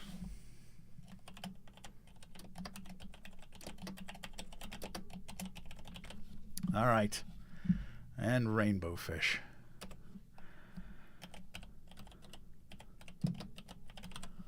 All right. Well, I will look it up, and if I can't find it, I'll shoot you a message. Hey, Sonia says, how are you? Well, I think I am going to call it a night. It is a 10 after 11, and I'm super tired. Well, that is where we will leave our story for tonight. With a choice made from the heart, a life fully lived, and the quiet reminder that every moment is precious because it cannot last forever. Thank you all for spending a little time with me around the fire tonight. Thank you guys for helping me get to 10 million likes, and we crossed 21,000 followers. Wonderful. I'll be announcing our next stories for Wednesday and Friday, probably tomorrow. and I can't wait to share them with you. Now, if you enjoy these stories and would like to help support what I do here, please consider becoming a super fan or visiting the Undead Papa Mercantile to pick up some t-shirts and t-shirts and stickers and other various Undead Papa Storytime with Undead Papa merch. It is linked in the link tree in my bio, and I can definitely vouch, and anybody that's gotten their stuff can vouch, that it is very good quality material. And I will be releasing a new design when we hit 25,000. I did pass 2 goals today, and it is awesome. I am so happy. Well, so every little bit of support helps keep the campfire lit. I can't even talk today. Yay, Sarah! I'm so glad you got yours. Well, until Wednesday, please be kind to each other. And be kind to yourself, because kindness matters. And so do you. Good night, everybody.